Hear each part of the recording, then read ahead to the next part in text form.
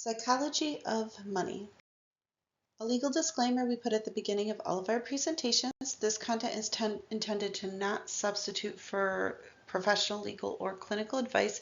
We try to keep our information as timely and accurate as possible, but make no promises and guarantees it works for your local unique situation. As an introduction, the psychology of money is absolutely fascinating to me.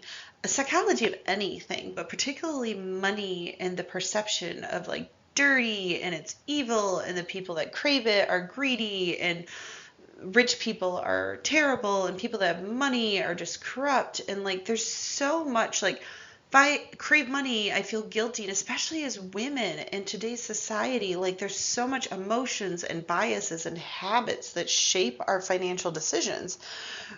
And there's so much power with the law of attraction. Like even if you don't say it out loud, your underlining approach to money, I deserve it, I add value to the system, me having money allows me to serve more people and serve myself better. The better I can take care of myself, the more I can take care of other people. But if you have the psychology of fear and I don't deserve it, like money is dirty and the people that crave it are greedy and midwives aren't rich and we do it as a calling, this is a passion, and if I want to charge for it, and there's so much around money, and then it just goes in your hand and leaves, or it doesn't get even attracted to you because of our psychology of money.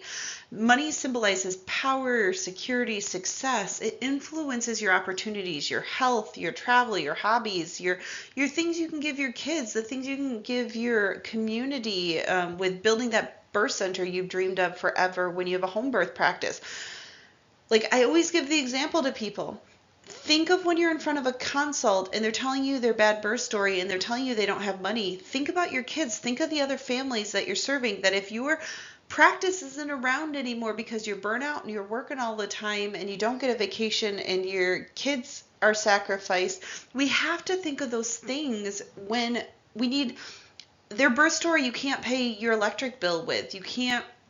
Money is the currency of exchange that when we add value to someone, you expect some sort of value given back so that you can pass that on very easily to somebody else to continue that cycle. There's other ways to exchange value, but the one we're going to be talking about right now is the psychology of money. And there's a lot of emotional drivers around financial behavior based on how you've brought up, your culture, your income level. Then when you were a child, if you were in poverty and you're just like, okay, I can't get out of this cycle. All my family generationally has been poor, so I'm going to be poor. Like you set yourself in this mindset corner that you don't even realize you've done. There's a lot of fear, there's a lot of anxiety, there's a lot of avoidance of like, okay, my bank account is in the negatives, I get drafts all the time, my credit cards are overwhelmed, I'm just going to shut down and ignore it. Well, it doesn't go away and it just keeps compounding. Like there's a lot of embarrassment and fear, and like planning long-term investments is not an instant gratification thing. You have to have the right habits and mentality and endurance.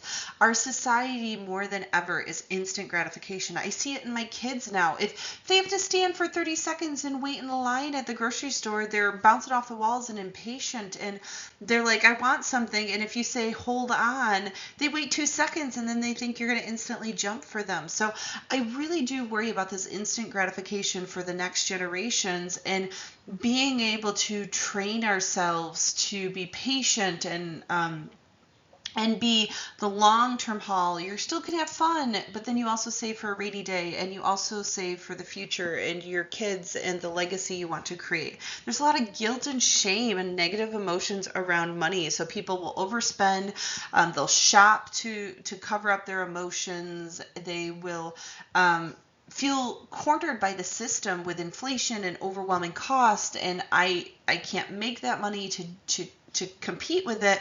You're in this rat wheel that just goes faster and faster, and you just feel like you're going to fall off of it. I describe it as like a treadmill for myself because I don't like to feel like I'm in a circle I can't get out of. So I'm like, sometimes I feel like I'm on this treadmill where the system is just pushing the up button where I'm being forced to run faster and faster, but I have control with my knowledge and my passive income streams that I can slow down the treadmill. I can hit the button to go down, versus it's just like a rat wheel that you just can't jump off of. It's very difficult. It just keeps spinning faster and faster until you fall on your face. So like, I like a lot of my metaphors because it's really important. If we feel empowered, we feel like, yes, I'm in a dark place, I'm embarrassed, but it's kind of like AA and support groups. Like, until someone acknowledges they have an alcohol problem, you can't help them. And it's the same thing with financial planning and business. If they have a bad business and they're struggling and they're drowning in debt and they're frustrated and don't understand why they're in this current financial situation, until they're willing to say, I have problems, I need help, it's very difficult to break that cycle because it's 100%, and I should say more like 90%, but 90% you can control. You can control your mindset, your knowledge, your habits, the decisions you make. You can't control the bigger system. You can't control that we live in a society with fiat currency and the government prints and inflates it out of the way. But what we can control is like, okay, this is the average inflation rate. I need to make income streams. I need to make assets that beat it and double it and triple it. So the last few years, the consumer price index is not accurate at all if people want to dig into it. But supposedly the last few years we've been around that 6-8%. Now it's quote unquote under 3%, but it's so manipulated. I usually tell people to double, triple it, and you can see it at the grocery store. Like if you have Walmart orders and you look 3 years ago, like I buy in bulk, and then when I have to buy it again, I notice it and hit hard because I don't have to buy it again for a year, year and a half versus I'm going every week, every 2 weeks to buy it. Like I used to buy before COVID 25-pound bags of sugar for $8. You can barely buy a pound of sugar now for $8. So to say there's no inflation, it's preposterous, and to say it's as low as the government and the system is saying. But my point is, you can control this. Don't have fear. Don't feel disempowered. Don't feel guilt and shame that it's just the system, the way it is. I'm stuck. It's like an abuser. Like, okay, you're being abused. You do have choices and options. Like you can choose to stay with that person. It is going to be hard to leave. It's going to be scary. It's going to be new. You're going to have to go through some challenges to get out on your own, but you're going to be better in the long run. And the same thing comes with financial planning and business education and improving things and changing habits. I don't talk to people about a get-rich scheme and a lottery ticket. But if you follow the plans, you follow the pathways, you implement the things we're talking about, I promise you in 3, 5, 7 years, your life will be night and day different from what it is right now. So there's cognitive biases and around money, and it's these unconscious patterns that we may not even realize we're doing. Things our parents told us over and over again, the news, society, things our culture tells us about money, and we don't even realize that we have these biases in place. There's anchoring biases. We rely too much on initial information to make financial decisions, assuming whoever, my financial planner knows best. They tell me to do this. The anchoring bias is they're the expert, not me. And then they just think they're taking care of it for them. They make a plan, it's all automated, and then they don't worry about it anymore. Confirmation bias is seeking and interpreting information that supports your existing bias, leading to already poor financial decisions. You hang out with a bunch of friends that are all poor, and you're reinforcing, see, the system is broken and we all are struggling, so it must just be everybody, versus it's just your group of friends, versus there's other great groups of friends and mastermind groups and support groups and business owners and people that are doing really, really well. I see this confirmation bias a lot in midwifery with Facebook groups, and I don't comment much. I just kind of listen and read in the backdrops, but it's that confirmation bias that like, see, you can't run a business and make money in midwifery. See, burnout is everywhere and everybody's burnout. there are very successful midwives out there, and they're not burnout. They take care of themselves. They're making really good money. They're not on these support groups, these Facebook groups.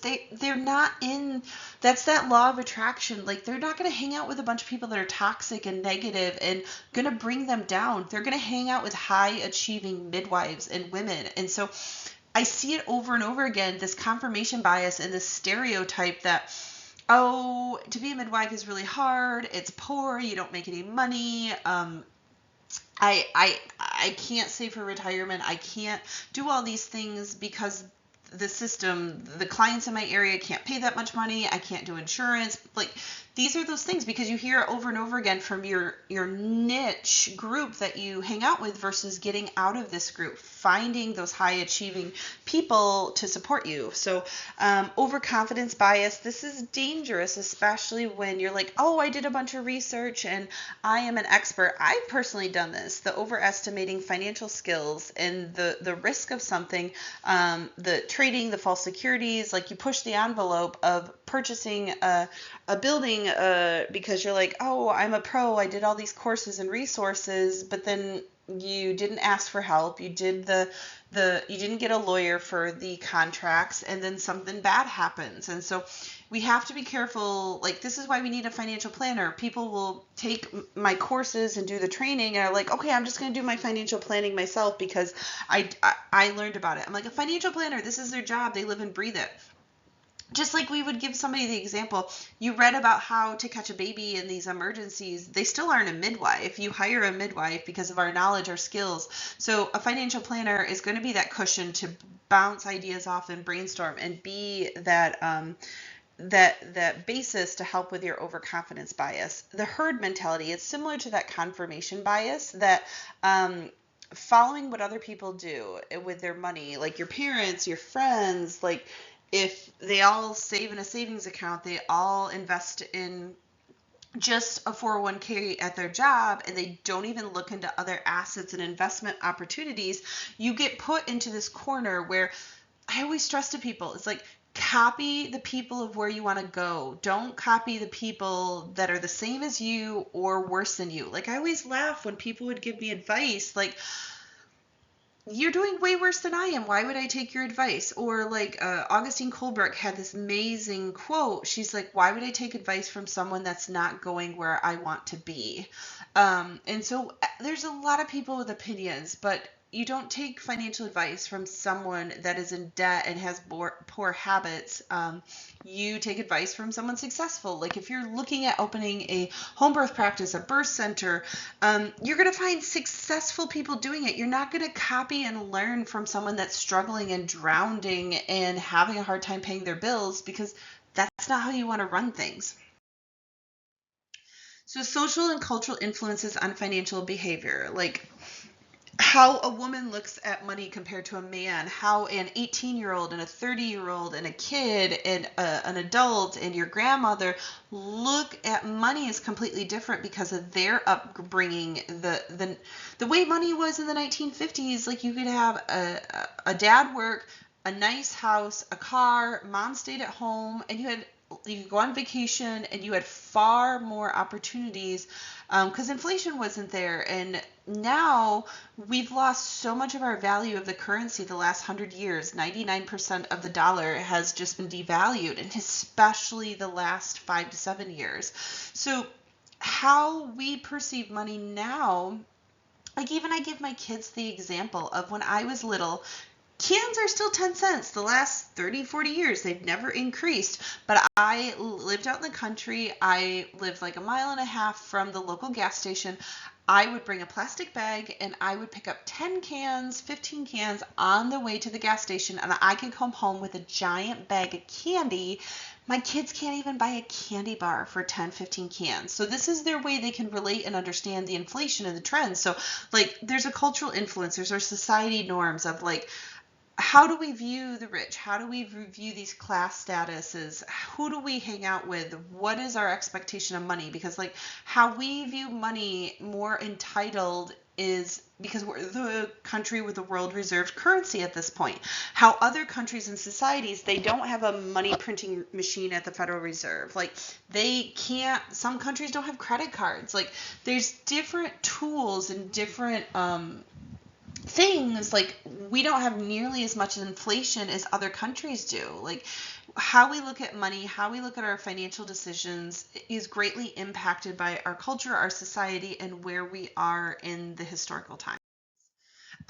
So that comparison of like the poor stereotypes, the middle class and the rich stereotypes, and luxury, feeling like you have to have a big house and a brand new vehicle to impress the neighbors and impress and keep up with the status. As you get older, you start realizing I don't need all those things. I'm sick of working all the time. My life is too precious. I have no one else to impress but making my kids happy and making myself happy and giving great care to the families. So I think that materialistic culture and mindset, instant gratification and compounding debt, like we don't really do a good root analysis when we consider going to college. None of the planners at the schools ever go into a risk benefit analysis. It's like you go to college and you do what you love, but then they never talk about the job projections and how long it'll take you to pay it off. And then even just with every step of your life, you're going to have opportunities, and living more frugally, changing your habits, doing things, going for a walk, going to do free activities versus paying a bunch of money because you feel like you have to take your kids on vacation, you have to put them in sports, you have to do all these things to give them a good life, impacts your financial plan and your success. We are influenced by the people we're surrounded by. I say it over and over again with our mindset. Like if you hang around negative, toxic people, you're going to be negative, toxic, because I've found this over and over again from midwives that they start doing the consulting services and they feel more lonely than ever because as they're growing and excelling in their community, the other midwives are trying to bring them down. They're more isolated from their peers because they don't think like they do anymore. They're shifting and they can't relate to them. And there's almost this like the frog in the pot expression. If you have one frog and you're trying to cook it, you have to put the lid on. But if you have a crab, you have a frog, and there's other crabs and frogs in the pot, you don't have to put the lid on because as that one frog or crab is trying to escape, the other one still brings them down. They don't realize they're slowly boiling to death, but that peer pressure and camaraderie, and midwives are better. We don't as much go with the grain of what everybody else does, but there's still that pressure. Like when you make a decision, you invest in something that other people aren't doing, they're going to call it risky, they're going to call it dangerous, speculative, and maybe you did a ton of homework and research and it made far more sense for you to do this style of planning. Like I clash with my dad a lot because he has that 1970s mentality. He doesn't keep up with the financial trends and what you could do in the 1970s with saving in a savings account, living off the interest of 14 to 16%, and you always had that savings account bucket never shrunk. You can't do that anymore. It's just not possible. It's harder to buy a house. It's harder to keep up with all the overwhelming obligations and fees and utilities and taxes and insurance and loans and the things. Raising kids are more expensive than ever. And so like there is different societal pressures and like our parents want the best for us, like, but they're teaching us what worked for them versus we need to learn what works for us now. So long-term versus short-term thinking, there's a lot with your habits. Like people that tend to not be the greatest with financial planning also tend to be people that have other habits. They tend to drink to cope, they tend to eat, they have health issues because that instant gratification of I'm emotionally not feeling well, so I'm going to eat some food, I'm going to go buy something online versus I'm going to go exercise and I'm going to have a long-term health benefit. I'm going to have a long-term financial stability because of these, I don't want to say sacrifices, but because of these different habits and ways of thinking.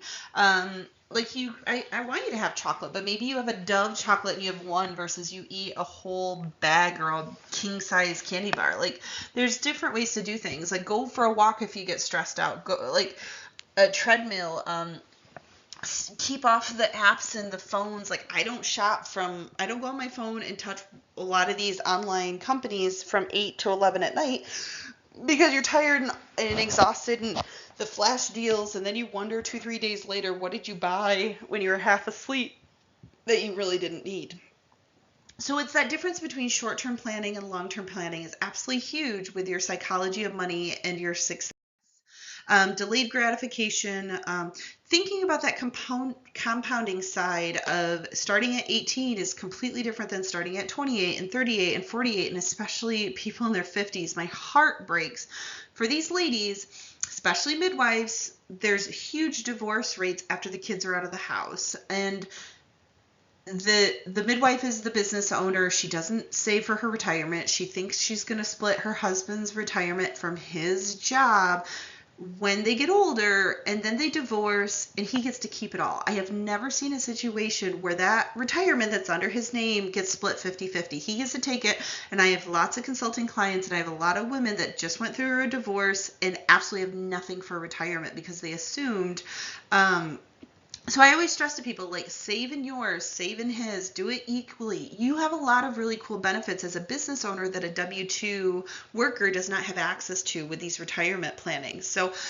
it's about not having an immediate reward for buying something materialistic. It's the savings, it's the peace of mind, it's the long-term plan. I get to retire 5 years early because I did this, this, and this. I get to go on an extra vacation because we don't go out to eat every other night. Like, there's just certain things that you can prioritize and do a risk-benefit analysis of that short-term spending that outweighs the long-term security. I give the example to people about even just buying a house. Like, so many people buy a house with 3% down versus 20. You now have to pay the PMI, the mortgage insurance. You have way more you have of loans. Like, people don't do an analysis with buying a house. Like, you pay $300,000 for a house as the listing price. You're actually paying about double it when you have a 30-year loan because of the amortization process. So talking about picking a 15-year loan, talking about putting 20% down, talking about putting extra on these big debts that you can really cut down the interest and the overall expenses that you're paying just by making some simple habits. Like, people are shocked, $20-$30 compounding over that time period. Every loan I've ever gotten, when I set up auto pay, I'm always rounding in an extra $50-$100 because it's not going to make a difference to me. Like, when I'm doing my budgets and I'm figuring things out, I'm not going to notice it. And I've always been able to pay off things 3, 5, 7 years faster purely because of just increasing the rate of my auto pay. Like, because we tell ourselves, okay, when I get some extra money, I'm just going to pay on it. And then people's human nature, they don't. So there's simple things you can do to help improve your success. So the impact of financial education, you want to be able to understand the psychology of money, the mindset, the cash flow buckets, how do you perceive money? How does society perceive money? And as you grow and change, what opinions, what influences are going to come out there, and who are you going to listen to? Who's your expert? Like, I love podcasts. I love to grow from different perspectives and ideas of in the US, around the world, different ways people have created financial freedom in their life, whether it was inventing something. Like, I love Maylene Hegenberger and her story. It's absolutely amazing with inventing the Hegenberger retractor. And there's only 2 midwives in history that have invented anything, and the financial freedom and the opportunities she's created herself because of the financial education and the passion and the business and surrounding yourself by great people. So if you have that lack of knowledge, you just don't know, like, the frustration. I give a lot of examples of there's a really good study from the 1950s, 60s. They've repeated it many times, a rat in a cage. I think of it all the time in society, and when people are angry and they lash out and they're frustrated and they make bad choices, they're being zapped by the system that they don't understand. Like, the example is, if you have one rat in a cage, and then there is a scientist in the backdrops zapping the cage and electrocuting that rat will just take it, and it sucks, and it sucks, and it sucks. But if there's two rats in a cage, they start attacking each other because they think that they're doing it to each other, but it's the system. They don't understand it. So if you have lack of understanding of these compounding things happening around you, you feel cornered, you feel disempowered, you feel like you don't have any choices because you don't know what your choices even are. So there's a lot with knowledge and confidence. The more you can learn about money and options and opportunities and just the history of money, like monetary history is fascinating to me. Like most people truly do not know the difference between currency and money. Like it's fascinating to me. I tell my kids all the time, I was like, you know more about finances and business than 95% of our population, which is really sad. But to go back to it, the difference between currency and money, we live in a society of fiat currency since 1971, when Nixon took us off the gold standard. It used to be in the 1920s, a dollar bill was a note. It was a bank note, and it actually said it on it. You would give them your gold coin, and it was worth $20. Now, it's backed by nothing. Like it's a piece of paper. It's no different than monopoly money. It's the psychology. And if you think it's worth something and the next person thinks it's worth the same thing, that's the house of cards we live in right now. And that's a lot of fears with this societal collapse and the declining value of the dollar is as more and more people get this knowledge, the confidence in that fiat system is going to collapse faster. And so it's a vicious cycle, but it has to be changed. So money is tangible, is fungible. It doesn't get inflated away. The governments can't print a bunch of it. So gold and silver has traditionally throughout history been the main source of currency. The form of dollars in the form of money. So dollars are currency and gold and silver are money. And there's different forms of currency, like in jails, it's cigarettes. And I was watching a video of an interview of someone in jail, and it was their muffin. If they didn't eat their muffin and they stored their muffins, that was their form of currency. And it's all about the psychology of what other people think it's worth. So you want to get that knowledge, that confidence to help you with decision making and learn about your tools. Learn how to play this monetary game that we're in. We are in a giant monopoly game, and if you don't learn the rules of the game, you're going to lose. Financial anxiety. We fear what we don't know and we don't understand. And there's an over-analysis. Like I tell people, you don't want analysis paralysis, because I think too many people feel like when they learn about this, it's like drinking from a fire hose. It's overwhelming. And I'm like, take baby steps. Learn a little bit at a time. Watch some podcasts. Watch it a few times if you don't understand what they're talking about. But start with the basics. You have to start somewhere. This financial education is absolutely essential for anybody to know. Your kids, yourself, your families, our system. Like this is why we're in the trouble we're in, because our own politicians and our own government, our rules, there's corruption and lack of financial education.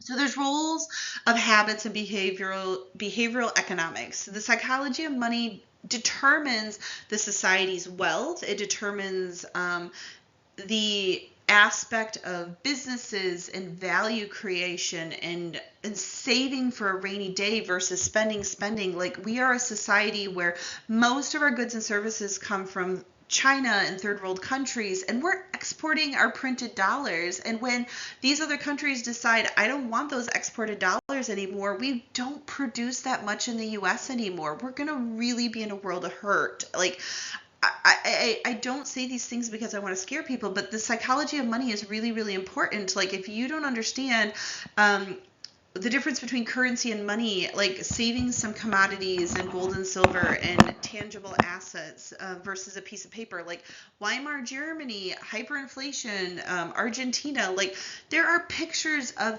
giant piles of paper in wheelbarrows because it's not worth anything. People burn it to keep warm, and people will dump out the pieces of the pile of paper to steal the wheelbarrow. Like it's the psychology of money. It's understanding the system we're in and how to reduce your risk, how to play your game in good markets and bad markets, in the current economy we're in.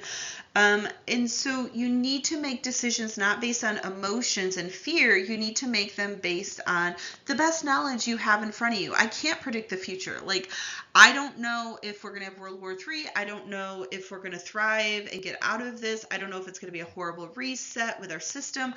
But I set up little strategies to try to diversify my risks the best I can based on the potential directions that we're going to go, based on history and cycles. So this is the power of financial knowledge, because you can reduce your risk, you can accumulate assets, you can create financial freedom for yourself. So we need to change our habits. We need to change our mindset. We need to make little baby steps to improve our financial decisions. Like I talked about, auto enrollment and savings plans, increasing your auto pays for loans to pay off, just adding an extra $30, $50, $100. Getting into the habit of creating an emergency account, looking at your budgets. Maybe you have to cut up your credit cards. The Dave Ramsey approach, they have no credit cards, and you have cash envelopes every month that you use that are designated for each thing, for groceries, for certain bills, etc. And when that money is gone, you don't get any more till next month. So it works for some people, maybe until you get your habits started and you're in so much debt and you've got such bad habits, you need an emergency intervention. I'm not saying that there's one size fits all, but we have to change habits. You're in the situation you're in because of our mindset and our habits. Overcoming financial stress and building wealth. So there are certain key things: reducing your debt, setting up some resiliency, creative income streams, building value for other people, purchasing assets that are inflation hedges. There's certain things you can do to help with that psychology of money and to improve things. So mindfulness, being more in the present, financial wellness, appreciating money, visualizing you like money, you want more money in your life, you appreciate the opportunities that money gives to you to serve more people, to serve your family, to take better care of yourself, to live the life you want to live. It's being mindful, and it's not having anxiety that you're avoiding looking at your bank account. You're avoiding just shutting down and going on autopilot because you're so discouraged. We have to make acknowledgement of the situation we're in, and we have to shift our mindset, and we have to start appreciating what money, currency provides to us in our society and the opportunities it creates. So as an overall conclusion, financial decisions are so much based on emotions, biases, society norms, our knowledge base that we've been given from society, and very few people, and this is the system does this on purpose. There's very few trades in schools anymore. There's very few accounting and financial and business courses in schools, in high school and after. Most people don't have financial education. They're just following as a parrot what the system is telling them to do. And the system is not looking out for your best benefit. It's been created by other people that are trying to manipulate it. And so we have to be aware of our current situation. Where do we want to go? How do we feel about money? What are our biases? What are our pressures being put on us? How do we feel about money?